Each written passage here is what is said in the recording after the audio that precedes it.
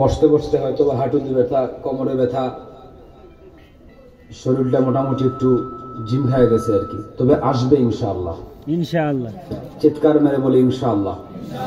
আমরাও তাদেরকে 2-4-5 মিনিটের জন্য সময় দিলাম, তারা যাক, একটু রেস্ট নিয়ে চলে আসুক। আবার দোকানপাটে যারা আছে তারাও চলে আসবে ইনশাআল্লাহ, বলে ইনশাআল্লাহ। আকর্ষণ কার? আল্লাহ। আকর্ষণ হচ্ছে তাফসীরুল কোরআন মাহফিলের, আকর্ষণ হচ্ছে কোরআনের।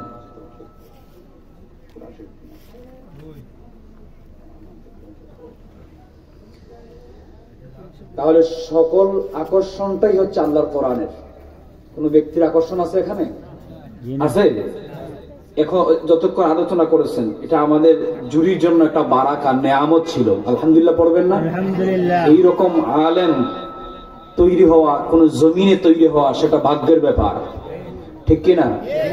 যিনি কথা বলেছেন শাইখুল হাদিস আব্দুল সালাম মুহাদ্দিস সাহেব, জুরির অহংকার, জুরির রত্ন, জুরির সম্পদ, ঠিক কিনা?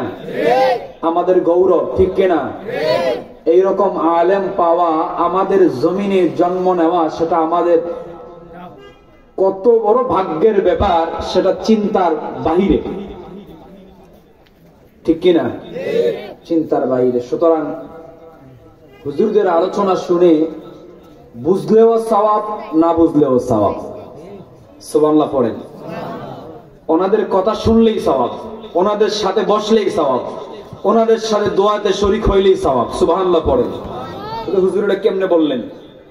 কারণ হইছে প্রত্যেকটা আপনার কাজ, এই মজলিস, আল্লাহর কোরআনের ময়দান, দোয়া, যে ভালো কাজগুলো আছে, এই প্রত্যেকটা কাজের নূর ফেরেশতারা এই যতক্ষণ সময় এখানে বসে কাটাইলেন, প্রত্যেকটা সময়কে নোট করে রাখা হচ্ছে। সুবহানাল্লাহ পড়েন।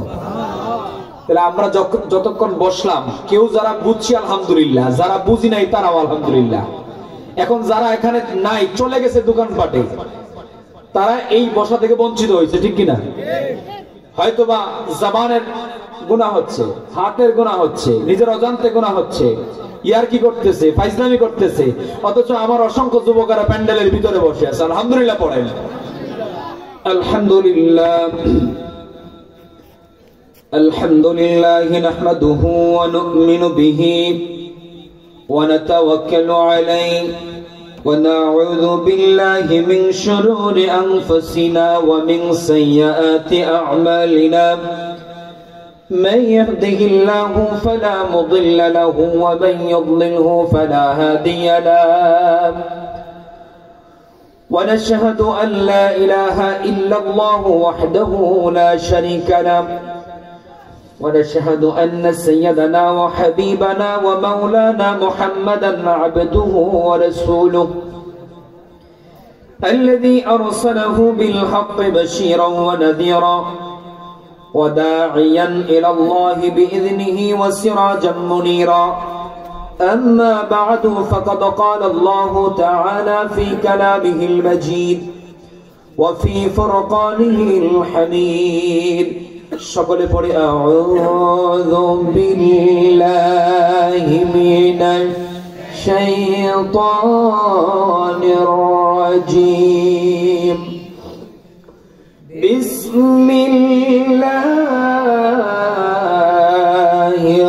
রাহমানির রাহিম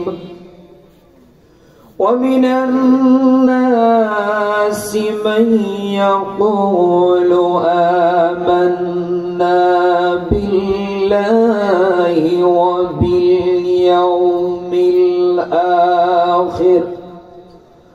وباليوم الآخر وما هم بمؤمنين وما هم بمؤمنين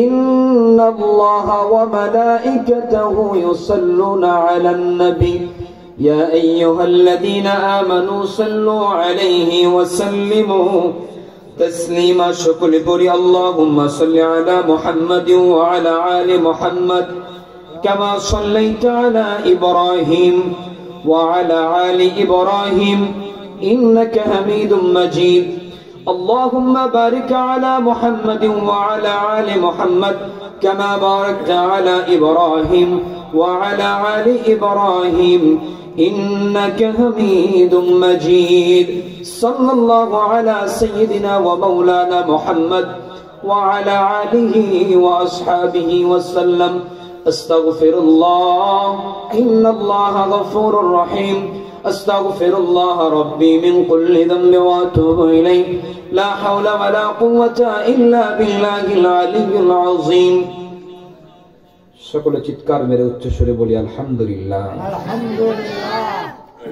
সব সময় অল্প সময়ে কথা বলবো, যেহেতু আমাদের আজকের মূল আকর্ষণ যিনি মুফতি আমজাদ হোসেন আশরাফি চমৎকার কথা বলেন। অনেকে আমরা মিডিয়াতে শুনেছি, দেখেছি কি চমৎকার কথা বলেন। উনি অল্প সময়ের ভিতরে চলে আসতেছেন। আমি অল্প সময়ের ভিতরে আপনাদেরকে কিছুক্ষণ কিছু কথা বলে বিদায় দিব ইনশাআল্লাহ। বলি ইনশাআল্লাহ। যত কথা বলবো ততক্ষণ বসবেন ইনশাআল্লাহ। সকল প্রশংসা কার? একটু জোরে চিৎকার মেরে বলেন কার? সার্বক্ষণিক প্রশংসা করব কার? বিপদে পড়লে প্রশংসা করব কার? ভালো অবস্থায় প্রশংসা করব কার? খারাপ অবস্থায় প্রশংসা করব কার? সার্বক্ষণিক প্রশংসা কার? আল্লাহ ছাড়া কারো প্রশংসা করা যাবে? কারো কোনো হক আছে প্রশংসা করার? হক আছে কারো? একমাত্র কার? এই জমিন কার? আসমান কার? আমরা কার? সমস্ত সৃষ্টি কার? ক্ষমতা কার? ক্ষমতার চেয়ার কার? সকল ক্ষমতার চেয়ার আল্লাহ, সকল ক্ষমতার মালিক আল্লাহ, কিন্তু আমগো দেশের ক্ষমতার মালিক বোধ আল্লাহ না। এমন হবে? সার্বক্ষণিক কিছুক্ষণের জন্য প্রাথমিক অবস্থার জন্য আল্লাহ পাক কাউরে কাউরে কখনো কখনো ক্ষমতা দিয়ে টেস্ট করেন, তবে সেটা দুনিয়ার ক্ষমতা। আর আল্লাহ হচ্ছেন সর্বোপরি ক্ষমতার মালিক। আল্লাহর পরিচয়টা একটু জানিনি। শুরুতে আমি আল্লাহর পরিচয় দিই আপনাদেরকে। আল্লাহর পরিচয়টা কি রকম? আল্লাহর পরিচয় এক বাক্যে হয়, এক জবানে হয়, এক কথায় হয়। কি রকম? আল্লাহর পরিচয় হচ্ছে স্রষ্টার স্রষ্টা যিনি, আল্লাহ হলেন তিনি। সুবহানাল্লাহ পড়বেন। উনি হচ্ছেন স্রষ্টার স্রষ্টা। এখানে আর কোনো পরিচয় চলে? চলে এখানে?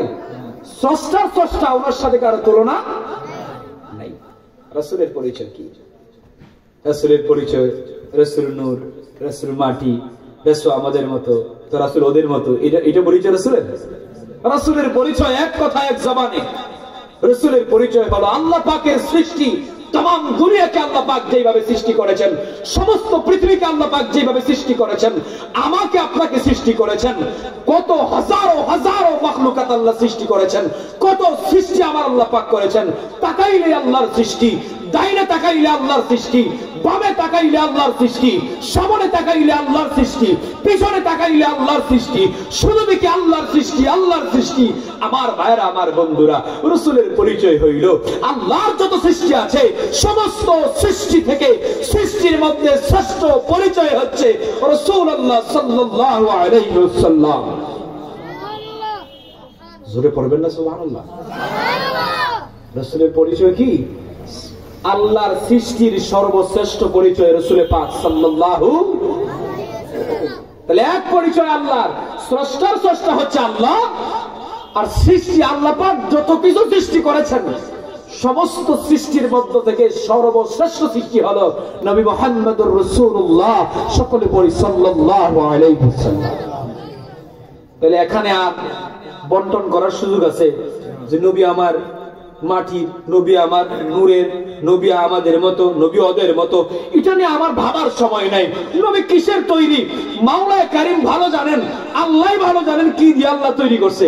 আর মেয়ে নবীর পরিচয় আপনি কিসের তৈরি দিয়ে তুলাইতে চান, মিলাইতে চান? মাটির সাথে মিলাইবেন, নূরের সাথে মিলাইবেন?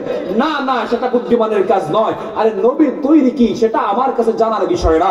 আমার বিষয় হলো নবী আমার আল্লাহর সৃষ্টি থেকে সর্বশ্রেষ্ঠ সৃষ্টি হলো আমার নবী।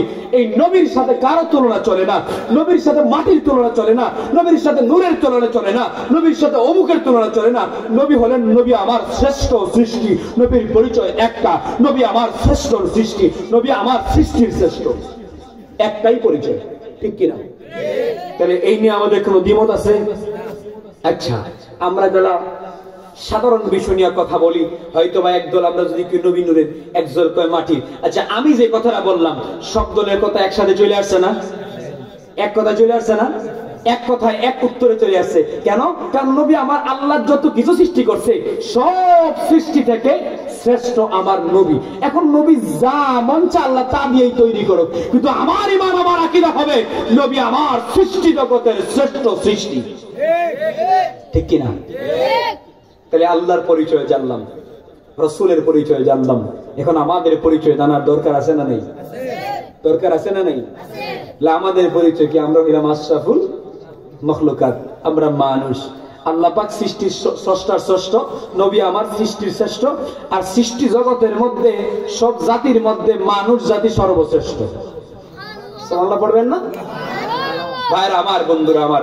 এই কারণে আজকের যে আয়োজন আমাদের পূর্ব বেলাগাঁও শামসুল উলুম ইসলামিয়া হাফিজি মাদ্রাসা করলেন, এই যে তাফসীর মাহফিল, এই যে আপনার মহাসম্মেলন কোরআনের মাহফিল যে আয়োজন করছে, এটা আমাদের এলাকার জন্য রহমত কিনা, বারাকা কিনা? এই কোরআনের আওয়াজ জিন্দা রাখার দরকার আছে না নাই? এর পিছনে সুকুল খুর আছে না নাই? পিছু দিয়ে গুতা দেউ না আছে না নাই? এই মাদ্রাসা তাদের গুতাগুতি করে না আছে না নাই? থাকবে, কিয়ামতের আগ পর্যন্ত থাকবে। কারণ আমি তো মানুষ, আমার হুজুর আজম খা ভাই উনিও তো মানুষ, আমার আব্দুর রহমান ভাই উনিও তো মানুষ। আরে নবী তো আমার নবী, সৃষ্টির শ্রেষ্ঠ নবী। আমার নবীর পিছনে তো লাগুন্যার অভাব আসলো না, এরকম ঠিক কিনা? মুসলমান পরিচয় দিলেই মুসলমান হওয়া যায় না, মুসলমান বলে দাবি করলেই মুসলমান হওয়া যায় না, মুসলমান বলে অহংকার দিলেই মুসলমান হওয়া যায় না, আমার বাপ ছিল মুসলমান বললে মুসলমান হওয়া যায় না, আমার দাদা ছিল মুসলমান বললেই মুসলমান হওয়া যায় না। আপনার ডিগ্রিতে, আপনার ডিগ্রিতে, আপনার কথার প্রাধান্যতে আপনি মুসলমান হইতে পারবেন না।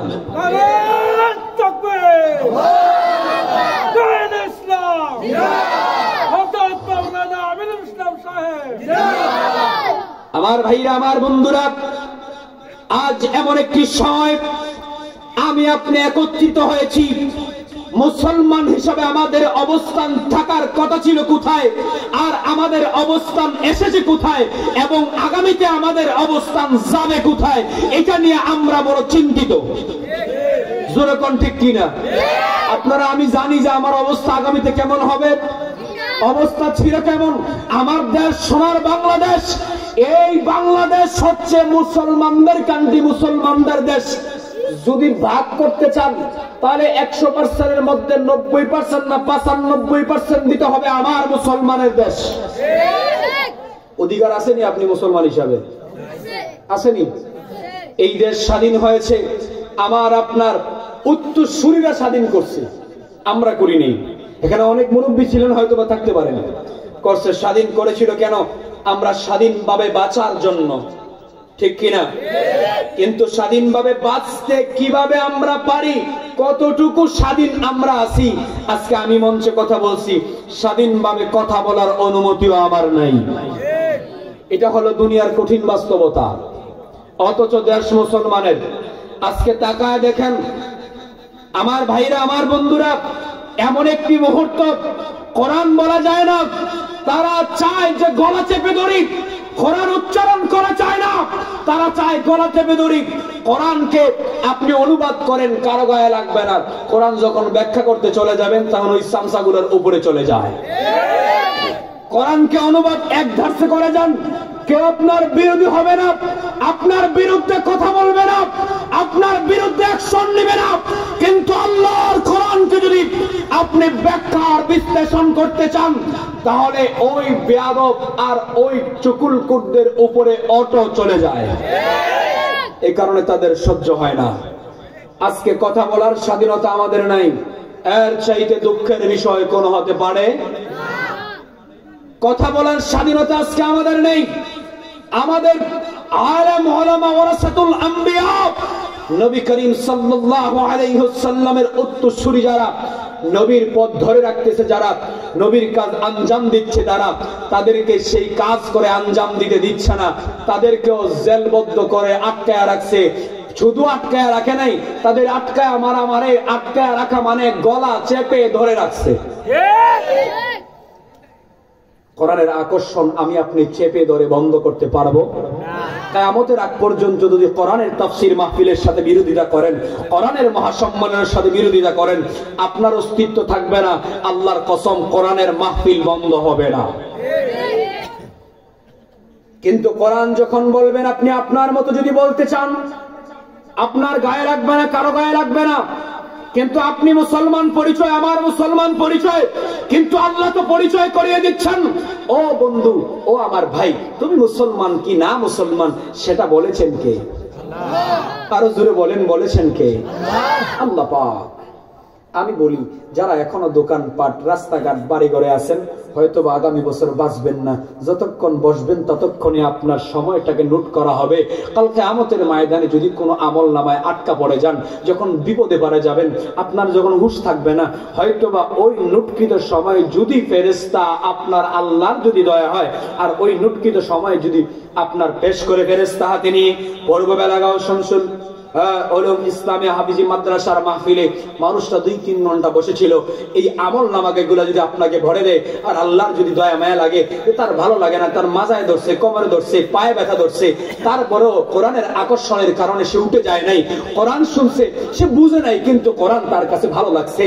সে বুঝে নাই, কিন্তু কোরআন বলার কারণে তার কাছে মজা লাগছে। সে বুঝে নাই, কিন্তু কোরআন বলার কারণে তার কাছে ভালো ফুর্তি লাগছে। এই কারণে বসে সময় খরচ করছে। ওই দিন কিয়ামতের ময়দানে কঠিন মুসিবতের সময় বলা যায় না, আল্লাহর ফয়সালা আপনার প্রতি কুদরতি নজর দিয়ে তাকায়া যাইতে পারে না। এই কারণে বলি, এখনো দূর দূরান্তে রাস্তাঘাটে দোকান করে যারা আছেন, দয়া করে এখানে আর থাকবেন না, আসেন প্যান্ডেলের ভিতরে চলে আসেন। অল্প সময়, বেশি সময় কথা বলবো না, শুধু পরিচয় করিয়ে দিব যে আমরা মুসলমান। আমরা বলি, কিন্তু আমরা মুসলমান বললে মুসলমান হইতে পারবো না। আমি মুসলমান যদি হইতে চাই, আপনি মুসলমান যদি হইতে চান, তাহলে আমার মাওলায়ে কারীম আমাকে আপনাকে মুসলমান হিসাবে প্রাধান্য, মুমিন হিসাবে প্রাধান্য দেওয়া লাগবে। শুধু এইটা পরিচয় করায়া ইনশাআল্লাহ আমার আলোচনা শেষ করব। কেউ উঠবেন না তো? কেউ উঠবেন না তো? এর আগে একটু মনের কষ্টগুলো শেয়ার করা যায় কিনা? কারণ আলেমদের হাতে, ওলামাদের হাতে একমাত্র এই মঞ্চটা ছাড়া বাংলাদেশের কোনো কিছু তার হাতে নাই। আছে? আছে? একমাত্র এই মঞ্চটাই আছে, একমাত্র এই স্টেজ আছে, একমাত্র তাফসীরুল কোরআন মাহফিলের মাঠটাই আছে। এই মাঠটা ছাড়া আলেমদের হাতে এখন আর কোনো কিছু নেই।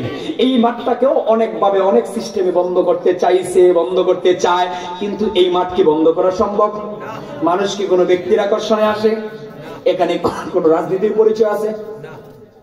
কোনো পরিচয় নাই। এখানে রাজনীতি করার জন্য কেউ আমরা আসিনি। তবে সুখ দুঃখ কোনটা, যে আমাদের আলেম ওলামা ওয়ারাসাতুল আম্বিয়া, যে আলেম ওলামারা কোরআনের পক্ষে কথা বলতে যায়, হকের পক্ষে কথা বলতে যায়, আমাদের তো মিলায়া যায়, আমরা তো মিলাইতে পারি। কারণ আমার আলেম ওলামারা নির্যাতিত, শুধু তো তাই এমন না, এমন না। আরে মিয়া, রাসূল পাক সাল্লাল্লাহু আলাইহি ওয়াসাল্লাম বাঁচতে পারে নাই, রাসূল পাকের উপর আঘাত এসেছে, রাসূলের পাকের দান শহীদ হয়েছে, রাসূলের পাকের রক্ত ঝরছে। ও ভাই ও বন্ধু, তুমি কেমন ইমানদার, তুমি কেমন মুসলমান, তুমি কেমন আল্লাহওয়ালা, তুমি কেমন ইখলাসদারি, যে তোমার উপরে নির্যাতন আসে না, আর রাসূলের উপরে চলে আসছে, রাসূলের উপরে হামলা আসে, রাসূলের উপরে মামলা আসে, রাসূলের উপরে নির্যাতন আসে, রাসূলের উপরে ইটা দিয়া ইট যায়। তাহলে তোমার উপরে তুমি কেমন মুসলমান, তুমি কেমন আলেম, তুমি কেমন মুফাসসির, তুমি কেমন মুহাদ্দিস, যে তোমার উপরে এগুলার থেকে কিছুটা পার্সেন্টেজের প্রভাব পায় না? হায়রে জেলখানা, একটা দিন একটা বছরের মতো, একদিন কয়দিনের মতো। যারা গেছে একমাত্র সেই অনুভবটা তারাই করতে পারে। আমার সুযোগ আছে 10 দিন থাকার, না 11 দিন। আলহামদুলিল্লাহ পড়েন, আলহামদুলিল্লাহ পড়েন। কয়দিন? 10 দিন, 10 থেকে 11 দিন। এই 10-11 দিন আমার মনে হয়েছে যে জীবনের প্রায় 8-10 বছর চলে গেছে। যদিও সেই জায়গাটা আমলের জন্য একটা সেফ, কারণ সার্বক্ষণিক মাওলায়ে কারীমের সাথে সম্পর্ক করার জন্য একটা মাধ্যম। সুবহানাল্লাহ পড়বেন। সার্বক্ষণিক মাওলার কাছে মানুষকে বোঝা যায় যে মানুষের ভিতরে কষ্ট আর পাপ কি জিনিস। মানুষ যে আর অন্যায় করে গেছে অথবা অন্য কোনো মামলায় ফেসে গেছে, যারাই গেছে, এই পরিবেশটার মধ্যে প্রবেশ করলে বোঝা যায় যে দুঃখী কারে কয়, কষ্ট কারে কয়। কত কষ্ট একটা এরিয়ার ভিতরে, কি একটা পরিবেশ। আকাশটা দেখা যায় কিন্তু দেয়ালের ওই পাশে দেখা যায় না। আপনি পাশে দিয়ে হেঁটে যাবেন, দেখার কোনো সুযোগ নাই। একটা রুম আপনি যেরকম করে আপনার বিকাল হলে যেরকম আপনার আকালকে হাওয়ার থেকে গরু ছাগল জন্য করে ঢাকায় নিয়ে আসেন না বাড়িতে, ঠিক সকালবেলা যখন ওনারা ছাড়বে একটা মাঠের মধ্যে ছাড়লো, মাঠের দৌড়ে ছাড়ার পরে মোটামুটি আপনি সময় পাস করলেন, একটু সময় ঘোরাফেরা করলেন, আবার জোহরের সময় হয়েছে ঢুকলেন, প্রবেশ করলেন, আবার 4টার সময় সবগুলো ঢুকে একটা রুমের মধ্যে আবার তালা দিল। তো এই সময়টা একটা জিনিস কি জানেননি, এই সময় সবচেয়ে বড় উপকারী, সবচেয়ে বড় মানে সবচেয়ে আশার দিক হলো মাওলায়ে কারীমের সাথে সম্পর্ক করার খুব কাছাকাছি একটা মাধ্যম তৈরি হয়ে যায়। সুবহানাল্লাহ করবেন। কারণ সার্বক্ষণিক মাওলার কথা স্মরণ হয় আর মনে হয় আহারে আহারে এটা দুনিয়া, এই দুনিয়ার মায়া লোভ লালসায় আমরা পড়ে আছি। আরে এইটাও তো একটা দুনিয়া, না জানি কবর কেমন। আরে কবর তো ছোট্ট একটা কবর, এটা তো বিশাল বড় একটা এরিয়া, অনেক বড় একটা বাউন্ডারি। এর ভিতরে রুম আছে, ফ্যান আছে, লাইট আছে, একটা মাঠ আছে, ঘুরে ফিরে দেখার সুযোগ আছে, বন্ধু বান্ধব যারা আছে পাশে যারা পরিচিত আছে তাদের সাথে বসে কথা বলার সুযোগ আছে, আড্ডা দেওয়ার সুযোগ আছে। তারপরেও এই জায়গায় এত অসহায় মনে হয়, কবরটা না জানি কেমন হবে। আমি চিন্তা করি, আমি শুধু এটাই ভাবি যে 10 দিন 11 দিনের অনুভূতি যদি আমার মনে হয়, যারা বছরের পর বছর এখন পড়ে আছে আলেম ওলামারা, তাদের অবস্থা না জানি কেমন, না জানি কেমন। অপরাধ কি, অন্যায় কি, কিসের অপরাধ, অন্যায়টা কি, অপরাধটা কি? আল্লাহর কসম করে বলি, আল্লাহর কসম করে বলি, আল্লাহর কসম করে বলি, আমার জেলখানায় আমি দেখেছি, অবজারভেশন করে দেখলাম যে যতটুকু আসামি আছে 100% থেকে অন্তত পক্ষে কমপক্ষে 60 থেকে 70% বিনা দোষে ফালতু কারণে তাদের জীবনের এক একটা দিন, এক একটা বছর, 6 মাস, 1 বছর, 3 বছর, 5 বছর চলে যাচ্ছে। কিসের বিচার করেন আপনারা? কথা বললে তো জুত লাগবে না, ভালো লাগবে না, কথা বললে তো আমাদের জবান আটকায় দেওয়ার চেষ্টা চলবে, কিন্তু কলিজা তো ফেটে যায়। কারণ আপনাদেরকে যখন দেখি ময়দানে যখন আসি, তখন তো কথাগুলো না বললে বুকে চাপ ধরে, সহ্য হয় না আমাদের। কিসের বিচার হয়? ভিডিওর মাধ্যমে ধর্ষণ হয়, এই ধর্ষণের আসামির সাজা হয় না। এটা আমার বাংলাদেশ। ভিডিওর মধ্যে খুন হয়, এই দেশের আসামির সাজা হয় না। এটা আমার বাংলাদেশ। ভিডিওর মাধ্যম ভিডিও করে করে ধর্ষণ করা হয়েছে, অসংখ্য রেকর্ড আছে, তারা জামিনে মুক্তি পায়। আপনার অবাক হওয়ার বিষয় কি জানেন? যে আপনি এখন মনে করেন, সাপোজ এক্সাম্পল উদাহরণ, উনি আছেন এই মুহূর্তে, উনি আমারে খুন করছেন আপনাদের সামনে, আমারে খুন করছে মনে করেন সাপোজ, এই যে এখন সবার সরাসরি যে খুন করলেন, উনি যে খুনি, এটা কি আর প্রমাণের দরকার আছে? দরকার আছে? আজকে যদি বিচার ব্যবস্থা সঠিক হইতো, তাহলে এই খুন করার পরে ওই আসামি কেন 5 বছর 10 বছর ওই আসামি 10 বছর পর্যন্ত জেল কাটে, কিন্তু ওনার রায় হয় না? কেন রায় হয় না? সরাসরি খুন করার পরেও, সরাসরি লুচ্চা করে ধর্ষণ করার পরেও তাদের মামলা আটকা পড়ে যায়, দিনের পর দিন তারা থাকে, তাদের সাজা লাগে না, তাদের রায় হয় না। এমন কেন? বিচার ব্যবস্থা আজকে কোথায়? কোথায় আজকে বিচার ব্যবস্থা? অথচ একজন এখন আমার নামে মামলা করেন, দোষী না দোষী সেটা দেখার বিষয় না, দৌড়ে রাতকে এসে আমার অ্যারেস্ট করে নিয়ে যাবে।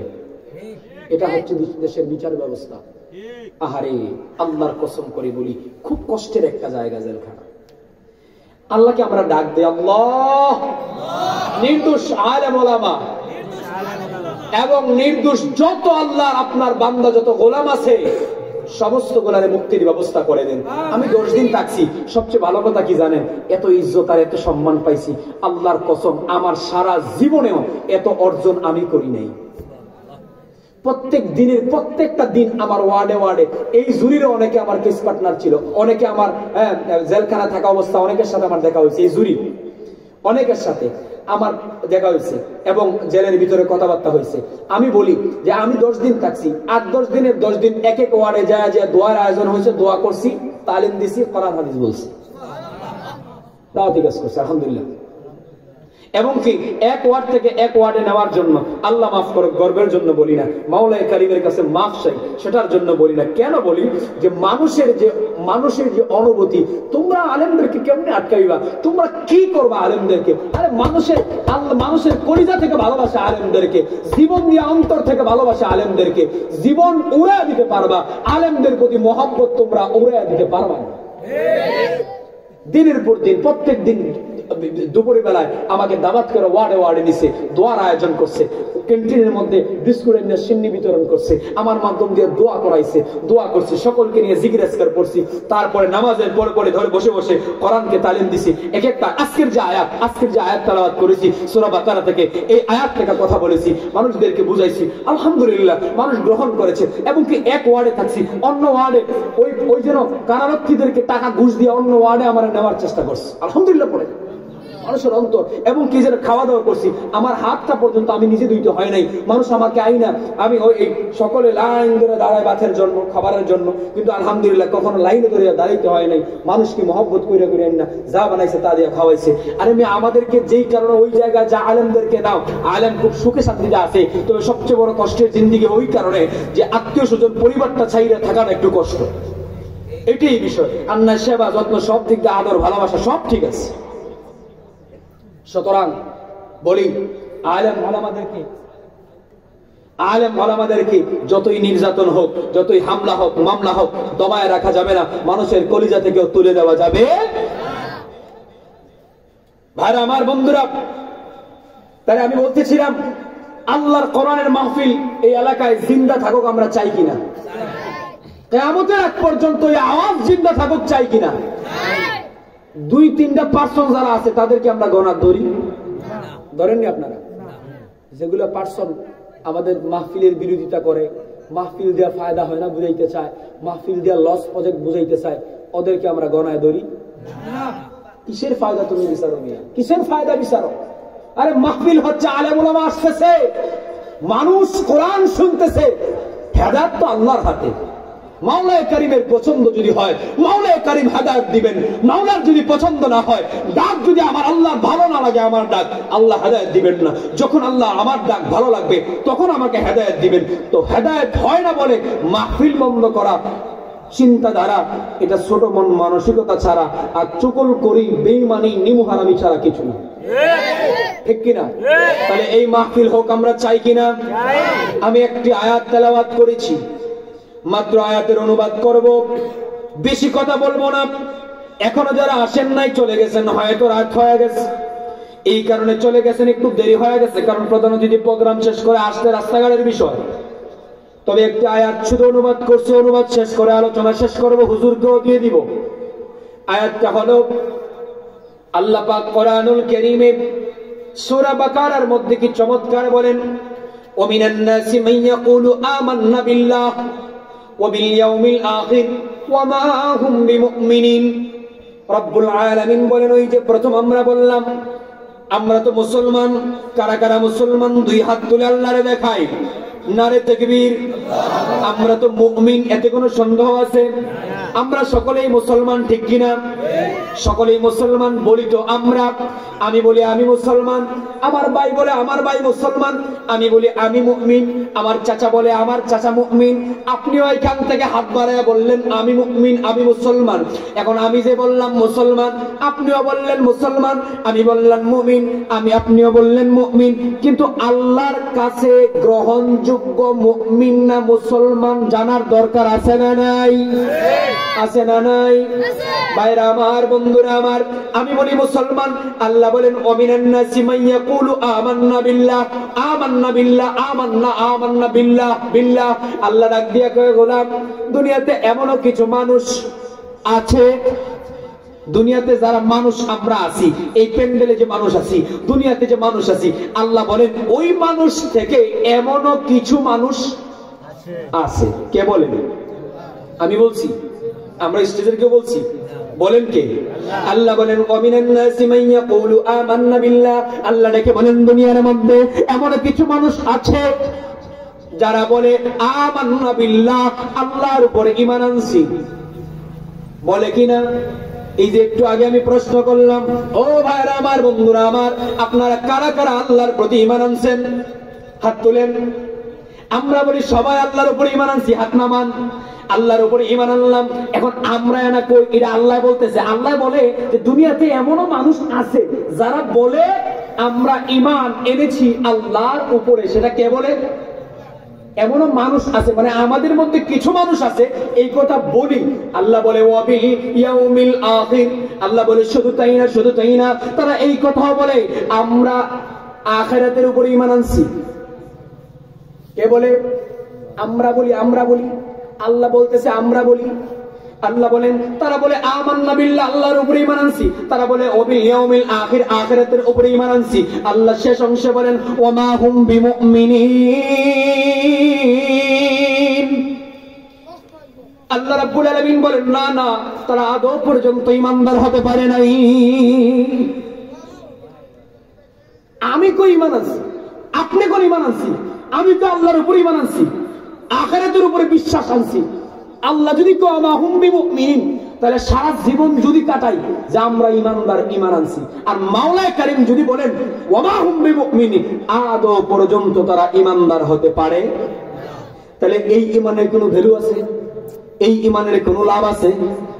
এই ঈমান দিয়ে কোনো ফায়দা হইব? তাহলে আল্লাহ প্রদত্ত ঈমান আনা লাগবে, যেটা আল্লাহ প্রদত্ত হয়, যে আল্লাহর গ্রহণযোগ্যতা পাওয়া যায়। মানে মাওলানা কারীম যে বলছে কিছু সংখ্যক মানুষ আছে এমনও তারা বলে কিছু সংখ্যকের মধ্য থেকে আমরা এই দলের হইলে চলবে না, আমরা চলতে হবে অন্তর থেকে, মন থেকে। মুনাফিকদের লিস্টে যাওয়ার সুযোগ। তাহলে আমরা যে স্লোগান দিই ঈমান আনলাম, তাহলে ঈমান আনলাম বললেই চলবে? তাহলে পরিচয় কি? আমরা ঈমান আনলাম আখিরাতের উপরে, ঈমান আনলাম আল্লাহর উপরে। কিন্তু এই ঈমানদার হিসাবে আল্লাহর কাছে গ্রহণযোগ্যতা পাইতে হবে। আল্লাহ বলে ওয়ামা হুম বিমুমিনিন, আদৌ তারা ঈমানদার হতে পারে নাই। তাদের মধ্যে কিছু মানুষ যারা মুখে বলে, যারা মুখে, তাহলে মুখে কয় একটা, পিছে কয় আর একটা, এমন মানুষ আছে না নাই? আপনার বেলাগত মনে হয় নাই? সামনে দায়া কয় একটা, পিছে দা কয় একটা, সামনে দা হুজুররা কয় মাহফিল চালান, মাদ্রাসা চালান, আমার সাপোর্ট আছে। পিছে দা গিয়া কয় তিনদিরে গাই দে, নাইলে মাদ্রাসা যে নাক গইতাছে এই এলাকা কাইতে লইব, সব ছাত্র নিয়ে মাদ্রাসা দাঁড়াইতেছে। এন্দা হুজুরে কইল কি? এন্দা হুজুরে কি কইল? যে আসি মাদ্রাসা আগে যান, আলেম ওলামা বারো, তাফসীর মাহফিল করার সার্বক্ষণিক সহযোগিতা আমার আছে। এন্দা কইল একটা। আর পিছনে গিয়া কয় যে কাম করেন, দেন জুত করে দেন। যে অবস্থা শামসুল উলামা যেন আগুইতেছে, তো বেলাঘর সব ছাত্রছাত্রী কাটতে স্কুলে কাম লাগাইতো না, এমন নাই বুধ। তাফসীর মাহফিল শুরু হোক, তাফসীর মাহফিল করবো, সার্বক্ষণিক সহযোগিতা আছে। পিছে দিয়া কয় আরে কি তাফসীর মাহফিল, এই তিনটে হুজুর আনবো আর মোল্লা আনবো, এই তিনটে নাচা নাচা কেন রাজনীতি করবো, রাজনীতি করবো। আসিনি এমন? সামনে দেখো আসি, পিছে দেখো কি রে তিনটে আইনা, তিনটে আনবি, এই তিনটে আইনা বই তো বহাবি মোল্লা, এমন নাই মনে হয়? এই তিনটে আইনা বই তো শুননি, তিনটে আইনা বই তো জামা, কি রে ওয়াজ করাই তো। আর হেন কিন্তু একটু আগে কি হয়ে গেছে, আসি চালায় যাও, এমন আছে না নাই? তাহলে এইগুলা মুখে একটা, অন্তরে আল্লাহ কয় ওয়ামা হুম বিমুমিনিন। এই তিনটি হয়তো মুমিন হইতে পারছে না, মুসলমান হইতে পারছে না। এই তিনটির কথা কইছে, কিন্তু বুঝছেন বিষয়টা? ওই তিনটি কু তিনটি, এলে হি তিনটি, কোন তিনটি? এই তিনটি আমার কাছে কোনো পার্সন গণতি ধরি না, টাইম আছে? এটা নেতার টাইম নাই। আমাদের নেতা মুহাম্মদুর রাসূলুল্লাহ সাল্লাল্লাহু, এই নেতা ছাড়া অন্য কোন নেতার বেইল আমাদের কাছে হেতার নেতা হেতার কাছে। নেতা হইয়ালে নিজের বিল চাইলে নিজেরই নেতা মনে হয়, তার বাপ তার কাছে ওই সামনে তারা এমনি সালাম দিলে মনে হয় আরে বাপরে বাপ আমি কত্তারা নেতা হয়েছি। পিছে তা কিন্তু যাইছে আরে বাপরে বাপ তার দেওয়াস না, তার বাপে চালায় রিস্কা আর তার ডগ দেওয়াস না। সামনে তো মনে করেন তার খেলাধুলা একটু প্রভাব টভাবে কইলেন বাবা আসসালামু আলাইকুম, ভালো আছে? মনে মনে কইতাছে কি একটা নেতা টেতা মাশাআল্লাহ। আর পিছে তাকে দেওয়া না, তার বাপে চালা দিস না, তার বাপ সব দেওয়া হেতে কিন্তু কই তার না, এটা তো আমার স্যার আমার দিছে একটা আসানি ব্যবসা। তো এটা ফাঁকি নেতার বেল আছে নেতা যে তার কাছে তার বাপ, আমরার কাছে হেতার কোনো বাপ আসেনি। তাইলে কোন নেতার টাইম নাই, গণার টাইম নাই।